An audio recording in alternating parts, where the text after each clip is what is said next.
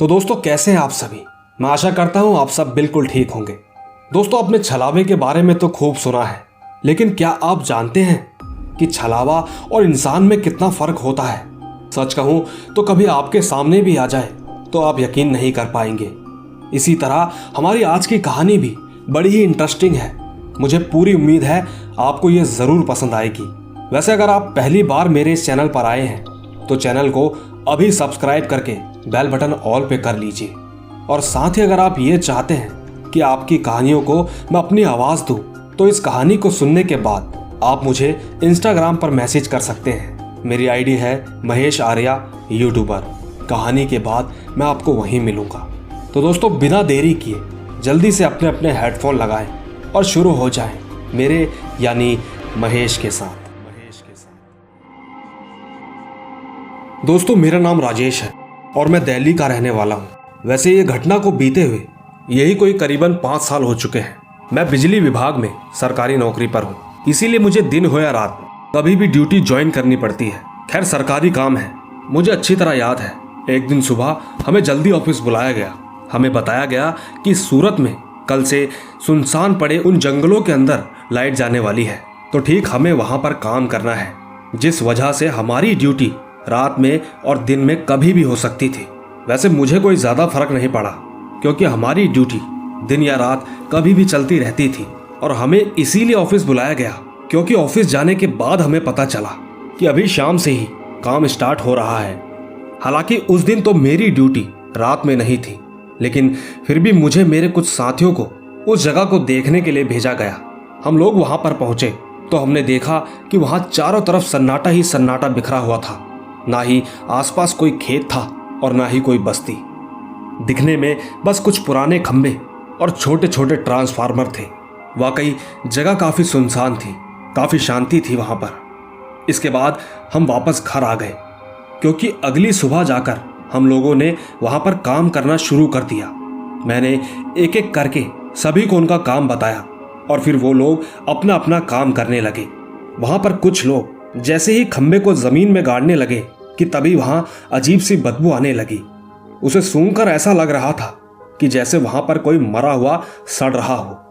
पर हमने ये सोचकर बात को टाल दिया कि चारों ओर बस सन्नाटा ही है, तो लोगों ने मरे हुए जानवरों को यहां पर फेंक दिया होगा, इसीलिए शायद उनकी बदबू आ रही होगी। काम लगातार चलता रहा, लेकिन मैंने गौर किया कि वो बदबू एकदम से आना बंद हो गई। ऐसा लगा मानो कि वो बदबू आई और एकदम से चली गई हो, जैसे कोई तेज हवा सरसराती हुई हमारे चेहरे को छूकर चली जाती है। खैर मैंने इस बात पर ज्यादा ध्यान नहीं दिया और अपना काम करने लगा। उस वक्त हम सारे अपना काम कर ही रहे थे कि तभी मुझे पावर हाउस से फोन आया। फोन पर उन्होंने कहा कि मुझे जल्दी वहां पहुंचना होगा, साथ ही वहां का काम भी संभालना होगा। मैं तुरंत अपनी बाइक लेकर वहां से निकल गया और सीधा पावर हाउस पहुंचा। मगर जब मैं पावर हाउस पहुंचा तो मैं हैरान हो गया। दरअसल वहां पहुंचकर मुझे पता चला कि उन्होंने तो वहां पर किसी से कॉल ही नहीं करवाया। मैंने तुरंत अपना फोन चेक किया तो सच में मेरे फोन पर कोई कॉल आया ही नहीं था। यकीन मानिए मैं कुछ समझ ही नहीं पाया कि आखिर ये मेरे साथ क्या हो रहा था। मैं फिर वहां से घर के लिए निकल गया, क्योंकि अब घर जाने का भी वक्त हो चुका था। थोड़ी देर बाद मैं अपने घर पर पहुंचा। घर जाकर सबसे पहले मैं फ्रेश हुआ। दोस्तों खाना खा लेने के बाद मैं आराम से अपनी कुर्सी पर बैठा हुआ था कि मुझे एक बार फिर फोन आया। मैंने फोन की तरफ देखा तो इस बार ये कॉल मेरे दोस्त बकुल का था। बकुल ने बताया कि अभी अभी 11,000 वोल्ट वाली लाइन का तार टूट गया है, इसीलिए हमें वो वायर ठीक करना होगा। मैंने उसकी बात पर हामी भरी और जब हम दोनों वहां पर पहुंचे तो हमें पता चला कि आज काम बहुत ज्यादा हो गया है। दरअसल पूरा खंबा टूटकर नीचे गिर चुका था। ये देखकर एक बार को तो मेरा दिमाग ही खराब हो गया, क्योंकि पूरी दिन की मेहनत के बाद आज सोने का मौका मिला था और वो भी बर्बाद हो गया। उस वक्त मेरा सर भी बहुत जोरों से दर्द कर रहा था, मगर मैं किसी तरह बर्दाश्त करते हुए अपने काम में जुटा और फिर से काम करने लगा। काम करते करते तभी वहां से वापस से वही गंदी बदबू आने लगी। दोस्तों ये वही जगह थी। दरअसल वहां पर उसके अलावा एक और लाइन जाती थी जो कि सीधा सूरत में जाती थी, मगर जो काम हम लोग कर रहे थे वो बस आसपास के गांव वालों के लिए कर रहे थे। वहां पर सिर्फ हम 2 लोग उस रात मौजूद थे। बाकी के मेंबर्स पावर हाउस में काम में लगे थे। सच कहूं तो इस बार की बदबू इतनी ज्यादा बुरी थी कि हमें 2 बार तो उल्टियां होने लगी। उससे बचने के लिए हम लोग वहां से थोड़ा आगे की तरफ आए, तब जाकर कहीं अब थोड़ा सुकून मिला। हम बस वहां से जल्दी निकलना चाहते थे क्योंकि ये जगह हमें बिल्कुल ठीक नहीं लग रही थी।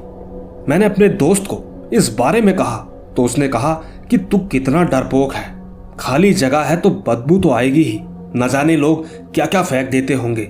तू एक काम कर, रितेश को फोन कर, वो जल्दी से मशीन लेकर पहुंच जाए। मैंने तुरंत रितेश को कॉल किया। कुछ देर तक तो उसने कॉल ही नहीं उठाया, लेकिन जब मैंने लगातार उसे कॉल किया तो उसे फोन उठाना ही पड़ा।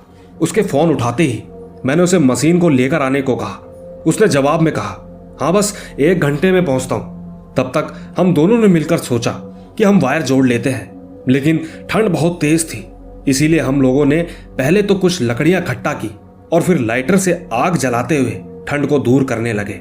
अभी हम लोग बैठे ही थे कि एक आवाज सुनाई थी। वो आवाज हमें रितेश की लगी। हमने भी सोचा कि रितेश ही होगा, लेकिन मन में एक बात आई कि वो इतनी जल्दी कैसे आ सकता है। उसने तो हमें 1 घंटे का टाइम दिया था। खैर वो आ तो गया था, लेकिन वो बिना मशीन के ही आया था। जब वो हमारे नजदीक पहुंचा तो वो बिल्कुल रितेश जैसा लग रहा था। हमारा दिल मानने को तैयार ही नहीं था कि आखिर इतनी जल्दी वो कैसे आ सकता है। उसकी तो यहां पर ड्यूटी भी नहीं थी। मेरी नजर उसके पैरों पर पड़ी। वो थोड़ा लंगड़ाते हुए आ रहा था। उसके पास आते ही मैंने उससे पूछा, रितेश ये पैरों को क्या हो गया, ऐसे क्यों आ रहा है? रितेश ने जवाब दिया, अरे बस गिर गया था, ये जगह कुछ ऐसी ही है, न जाने कब पैर फिसल जाए। बातों ही बातों में मैंने उससे पावर हाउस के बारे में पूछा तो उसका जवाब सुनकर मैं दंग रह गया। उसने कहा, पावर हाउस में मेरा क्या काम? तब जाकर मेरे दोस्त ने मुझे कान में कहा कि भाई ये मुझे कोई प्रेत या काली शक्ति लग रही है, ये जगह बिल्कुल ठीक नहीं है, हमें यहां से जल्द भागना होगा। दोस्तों मैं भूत प्रेतों पर यकीन रखता था और मैंने ये भी सुना था कि कभी भी ये शक्तियां आग के आसपास नहीं आते, इसीलिए मैंने बकुल को वहीं बैठे रहने को कहा। कुछ देर पहले बहादुरी दिखाने वाला मेरा दोस्त अब इतना डरा हुआ था कि उसके चेहरे पर जो डर था उसे मैं अपने शब्दों में बयां नहीं कर सकता, पर मैंने उसकी हिम्मत बांधे रखी। मैं उसे बार बार यही कह रहा था कि तुम चिंता मत करो, हम यहां से सही सलामत निकल जाएंगे। हम दोनों आपस में सिर्फ कानों में ही बातें कर रहे थे, लेकिन हमारे सामने जो शख्स बैठा हुआ था वो हमसे करीबन 1.5 मीटर की दूरी पर था।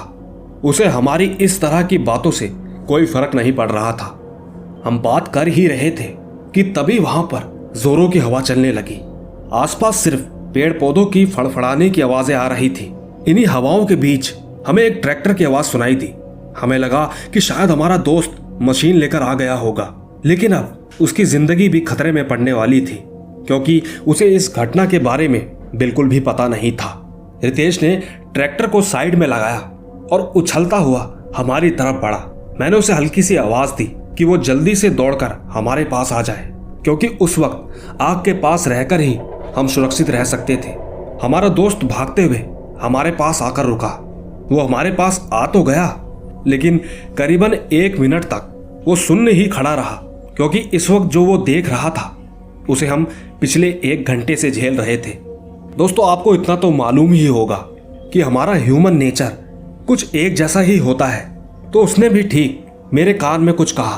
उसका कहना था कि ये कुछ मेरी तरह क्यों लग रहा है।